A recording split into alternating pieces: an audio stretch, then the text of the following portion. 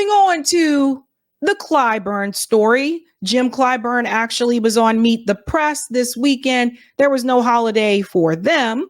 Not those that meet the press. They actually still worked on Easter Sunday. And there's a number of questions that came about, what more so about Joe Biden's chances in 2024, but also this issue of Israel and Gaza. And I really do feel like Jim Clyburn just failed here in this interview. And we're going to talk about this, and then we're going to talk about how we can move forward and things that we can do and not just rely on politicians.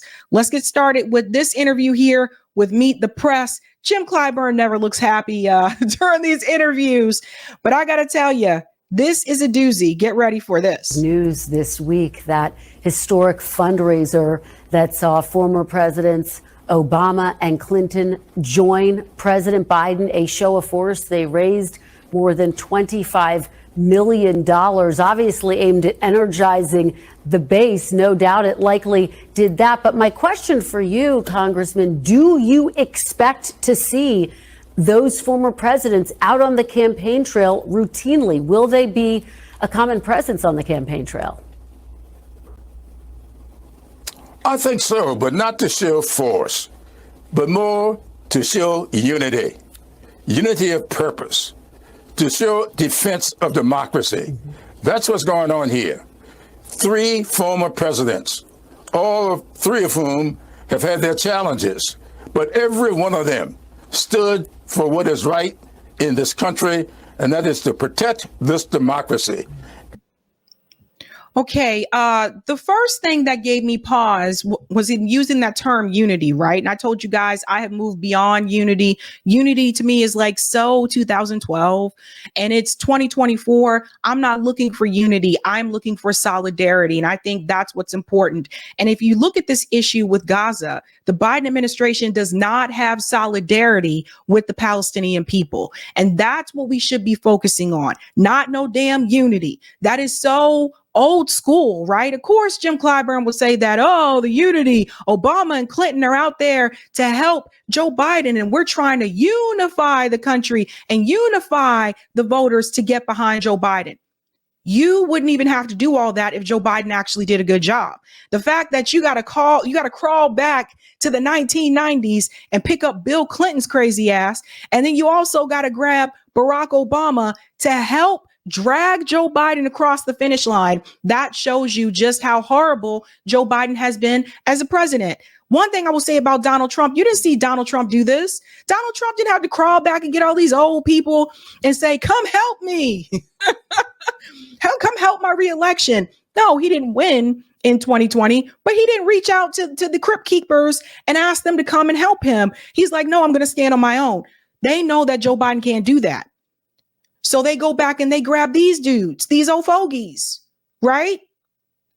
So Clyburn, to me, is a part of what I refer to as the Black misleadership class. He's one of the faces that you'll see on mainstream media time and time again. They always go to him, right? Usually Maxine Waters, like they are still stuck in the old school days. Like they don't realize that the world around them has changed and has evolved, and people are demanding more and people want more. They are the ones that would look at you like you're crazy if you say disband NATO. They would say, what is wrong with you? We have to have NATO. No, we actually don't.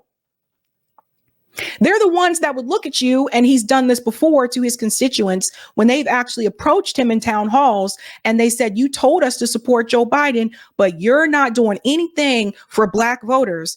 He's the one that'll snap back at those people and say, get out of my face. What you complaining about? I'm getting tired of you coming up here. I'm tired of y'all confronting me. What do you want to end up with, Donald Trump? They're not used to people actually demanding something for their vote. They're used to the Black community, for the most part, just going along with the Democratic Party. And now things have changed. So I do refer to him as part of the Black misleadership class, because I feel like Jim Clyburn has led the Black community off a cliff. And now it has gotten to the point where most of the people who are voting for Jim Clyburn and supporting him are white liberals, not Black ones. Jim Clyburn does have a challenger. He'll be here Thursday night. And he has a surprising announcement. I don't want to spoil it for you. But Clyburn got to go. And putting themselves below the needs, the dreams, the aspirations of the American people. So what we saw in New York last Thursday was a show of unity and a show of defense of democracy. And that is what we need in this country at this particular juncture. Well, Congressman, as you know, looming large over that event, including with some protesters, is the war in the Middle East. And in fact, a new Gallup poll finds that a majority of all Americans now oppose Israel's war in Gaza, and approval of Israel's actions have dropped from 50 to 36% since November. There were a number of interruptions at that fundraiser, and a growing number of Democrats are now calling this a genocide, including Alexandria Ocasio-Cortez. So, Congressman, my question for you, do you agree with Congresswoman Ocasio-Cortez that what is happening is in fact a genocide? Let me pause for just a second. We got to laugh. We got to have some moments here to laugh at all the craziness. Famo said he looks like a human Ninja Turtle in the face. Jesus Christ. I've never heard anybody say that before. Eric, is that the comment of the night? Are we making... We're going to star that one. That might be the comment of the night. I'm sorry. Well, I have not analyzed it to that extent, but I tell you this. The question that she was asking him is, do you consider this to be a genocide right now that's happening in Gaza? He responds like this. Do you agree with Congresswoman Ocasio-Cortez that what is happening is in fact a genocide? Well, I have not analyzed it to that extent, but He said he has not analyzed it to that extent. He don't even know. In other words, that means he hasn't been paying attention. He don't know.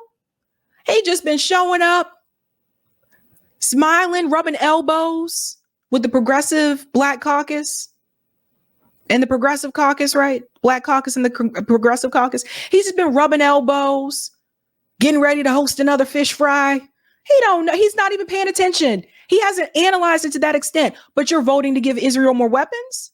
Why are you in Congress? What are people paying you? Our tax dollars actually support their way of life. They get the privileges and the perks that they have because of our tax dollars. And everybody in Congress has health care. They have a better health care plan than you, I bet. But he don't even know. He just signing off on things, just voting for legislation. I ain't paying no attention to it. I don't know. I tell you this, what is happening is wrong, and we need to make it right. And that's what President Biden is trying to do, trying to make it right. And I would say that that poll showed much more of a dissatisfaction with Netanyahu than with the people of Israel. We stand with the people of Israel. Isn't Netanyahu one of the people of Israel? Okay. It is the Israeli government. He don't live there?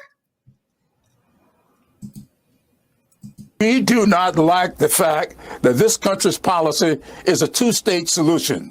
And Netanyahu has undermined that two-state solution for as long as he's been in office. He sold his soul to the right-wingers in Israel in order to maintain power for himself. Hold up. Let's make sure we're not mishearing things. Let's go back. Listen to this. To that extent, but I tell you this, what is happening is wrong, and we need to make it right. And that's what President Biden is trying to do, trying to make it right. So he tells you that what is happening is wrong and that Biden is trying to make it right. How are you trying to make it right if you're still giving Israel weapons? Why are you helping Israel fight this damn war? Right? So how are you trying to make it right? Now, he told you what's happening is wrong, but he also said he hasn't analyzed it to that extent in reference to whether or not it's a genocide. Then what's wrong about it? Ask him, folks. He told you that it is wrong. What's happening is wrong. What about it is wrong, Jim? You said you ain't analyzed it to the extent to call it a genocide, but you said what's happened is wrong. What is wrong, Jim? He did not prepare for this interview. I would say that poll showed much more of a dissatisfaction with Netanyahu than with the people of Israel. We stand with the people of Israel. We do not like the fact that this country's policy is a two-state solution. And Netanyahu...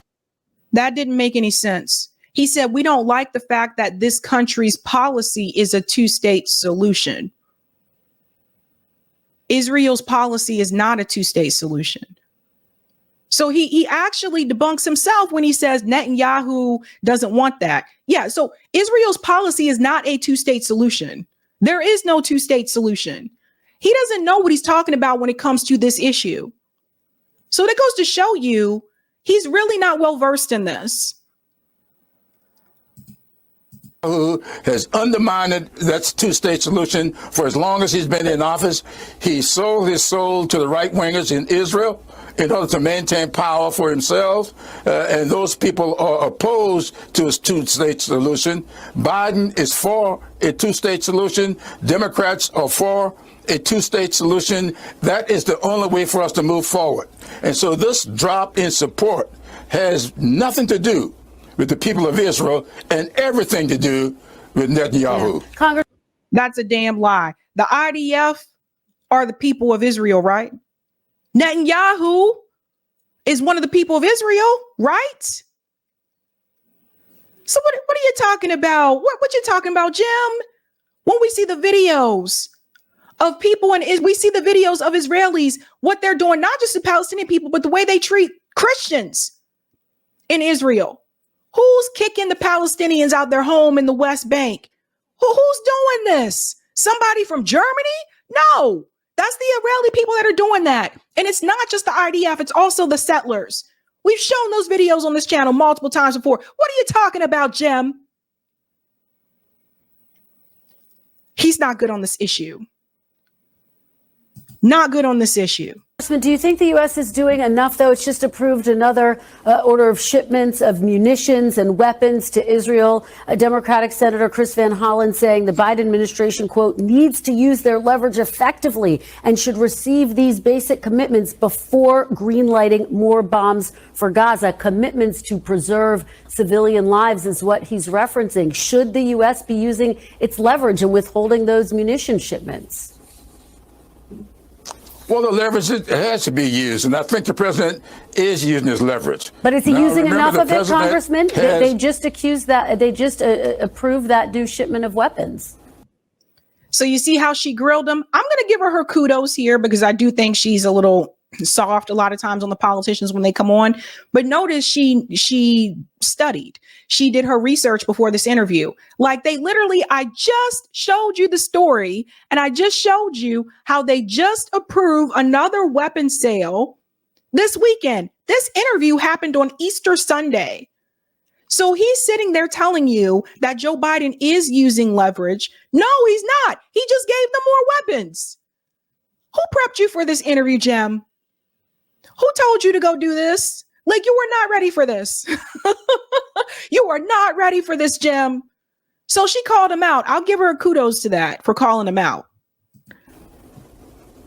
Well, the question is, what were the agreements made last year and the year before, and whether or not we are going to keep our word?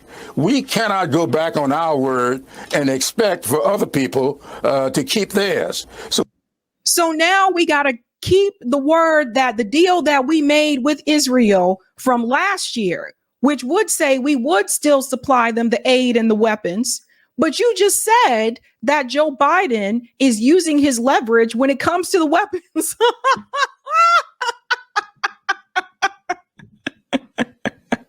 We have to keep our word. And so I have no idea what may be in these deals, what the president may be living up to. But the fact of the matter is, we must not lose our integrity as a nation. And we've got to stand in support of Israel. The integrity is already lost. The integrity is already lost as a nation. It just, what is this B1? B1 says a royal be one. I can't, this Ninja Turtle. I'll be back in 5 minutes. My blood is boiling. Oh my God. Everybody's calling him Ninja Turtle now. This is a mess. Let me ask you about what's happening in South Carolina this week. A federal court ruled that the South Carolina has to use a congressional map in the upcoming elections that it called an unconstitutional racial gerrymander after the Supreme Court failed to weigh in on the case. ProPublica has a report that you actually worked with Republicans on this map to maintain a tighter grip on your own district by ensuring that 30,000 black voters would move from a neighboring swing district into your own. Was that the case? Well, there you go, ladies and gentlemen. As much as the Democratic Party likes to talk about the Republican Party gerrymandering and changing districts, Democratic Party does that too, as I've said before on this show. So again, here she is calling him out. I don't think Jim was ready for this. I think Jim thought this was just going to be any regular old interview. He can come in, say the same old lines that he always says, which is we have to have better messaging and that Joe Biden has been a phenomenal president. I don't think he expected to get this amount of pushback. Look at the look on her face. She's out for blood. She has the look on her face and she says, nah, Jim. We got some serious questions, son. No, that's not the case at all. When someone picks up the phone and asks you, what are your suggestions as we're about to get these lines drawn? I offered my suggestions, and I certainly didn't ask my district to be turned in to a minority district, and that's what it is. People keep publishing that Pause. See, he's getting nervous.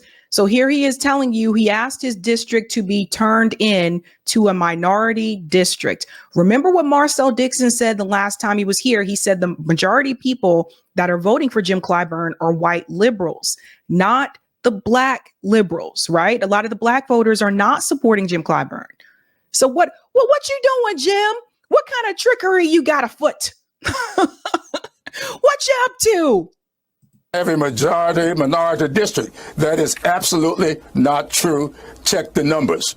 So when you hear people misrepresenting, and that's been going on throughout this whole nation for several years now, a conversation. Yes, I offered my suggestions. Did they follow my suggestions? Absolutely not. And so when you say you spoke to me and that there's an agreement, that is absolutely not true. And I told a young lady who came to me with that story, who happens to be from South Carolina, or at least she used to work here in South Carolina, she was looking to make a headline rather than to make any headway. And so I would say that I was not surprised at this. Remember, the court did the same thing up in North Carolina the last time around. Yeah. They allowed North Carolina to go forward with the gerrymandered district that were unfair. And so I was not surprised at this at all. Let me ask you about. She's like, yeah, let's get to the next question.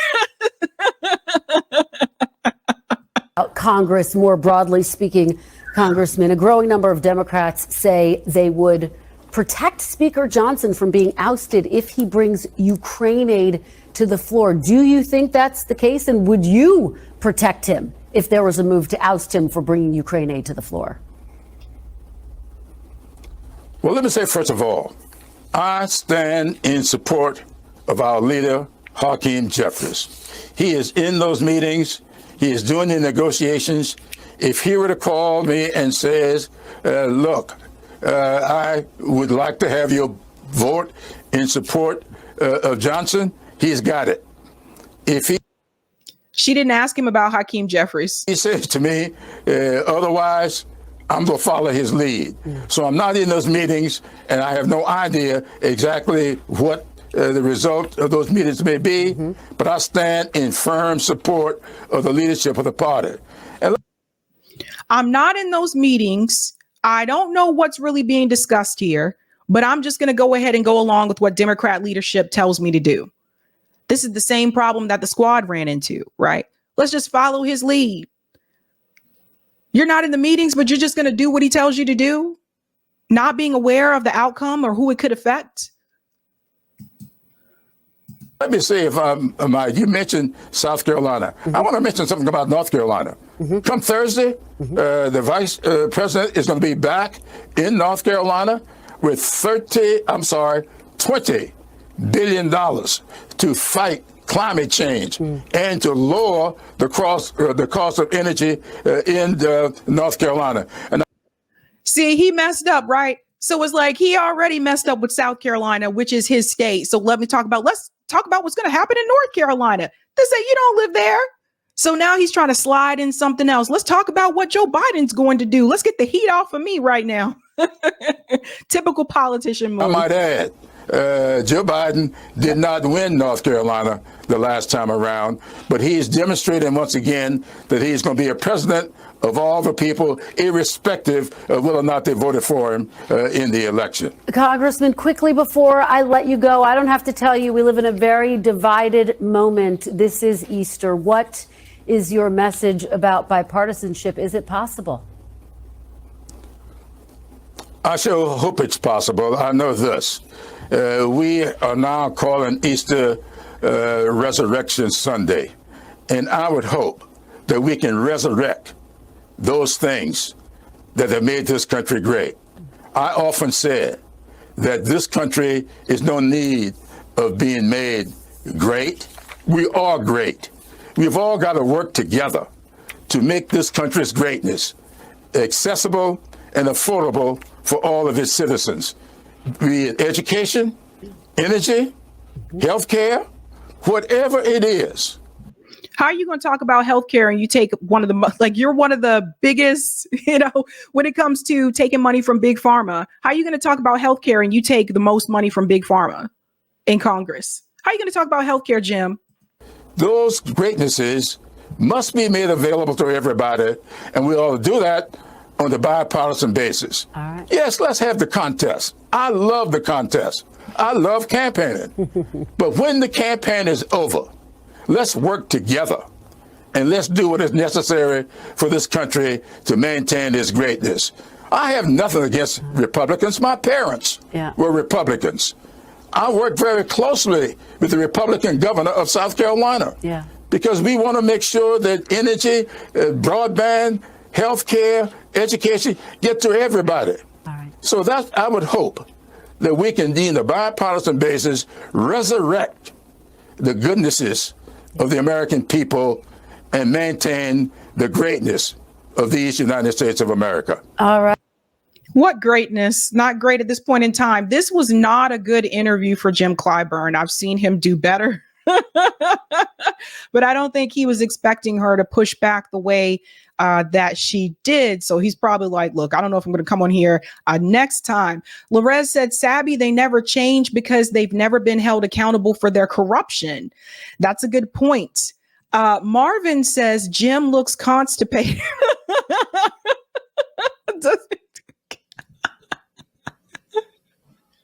You guys are cracking me up tonight. Jim looks constipated. Marvin also, Sabby, do they got cornbread at the fish fry? That cornbread is dry. Okay. And I had to say it like that. It's dry. I do not like dry cornbread. Cornbread has to have some type of moisture, okay? It can't be soggy. We don't want no soggy cornbread, but we don't want no dry cornbread. You need a little bit of moisture in the middle, a little bit of crisp on top, but it's dry. It's dry. Tina says, P. Diddy has changed his name so many times. Red flag. Ooh, I never thought about that. That's a good point. Ozzy says she'll be fired soon. Deneen, he is an idiot. I always hear a banjo playing when I see him. Do do do do do do do do. Do do do do do do do do. I'm gonna try to get through this show. Thank you, with the love. It's really messed up to see Black Congress members co-signing on genocide. I'm done. I can't continue to vote for them. SMH. Yeah. You heard what Clyburn said. They followed the lead of the party, right? EXJW says, I'm currently in the Carolinas, and it's definitely Boule Blacks and the Dems versus the rest of us in the community, and we are done. Mm-hmm. Thank you, Willis. Mush mouth sellout Clyburn. Thank you, Derek. People want to know why Black people are choosing the couch. Look no further than Jim Clyburn and other people he is mentioning.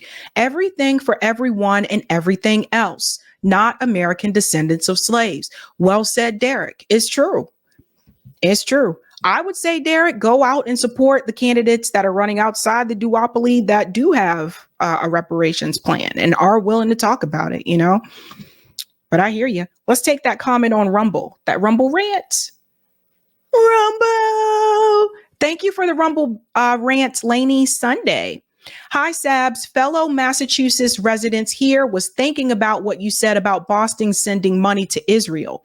Could we do public records recs like FOIA to see how much Massachusetts state and any town, cities are sending them?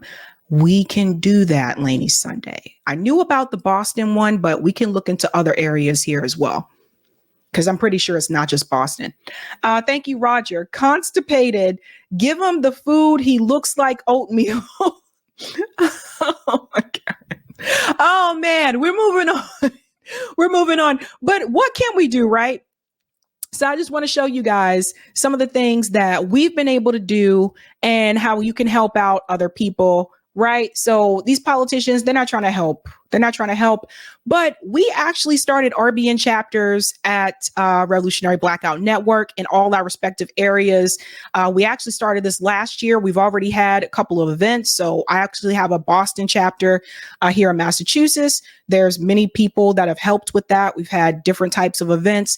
And the goals that we have is things like building a community library. Rome is actually working on that in Detroit, Michigan. Diaper and baby supply giveaways, school supply giveaways. Nick has done that. Disability community outreach, feeding the poor and the unhoused, etc. Also, bill payment assistance, self-defense classes, remote webinars, you know, all this kind of stuff, tutoring, citizen journalists. These are just some of the things that we do in all the different chapters. Boston, JB does Orlando chapter, Rome does Detroit chapter. Rome is probably the most active out of all of us. He spends more time on the ground. Nick does the Kansas City chapter, and CJ does the Long Beach, California chapter. And even when it comes to Boston, we've had a couple of events here that we've had. This is actually when Rome came to Boston and we did community outreach in Roxbury. So you'll see this was one of our events here. This was fun. And these are some of the people that volunteer with the RBN Boston chapter. And you can see we gave out food, we gave out supplies, even things like Band-Aids and things like that. Like these are things that people need, right? So Rome came, we set up a tent, distribute clothes, supplies and everything. And then of course, there's the RBN banner there. You'll see with all the 5 chapters. This was actually at the Marcus Garvey Recovery Center in Roxbury. So it was really nice of them. We also, of course, we're active at the protest. So this is when one of the Palestinian protests at Boston that I was at, I forget which one, I've gone to multiple ones, and we participate in these events as well.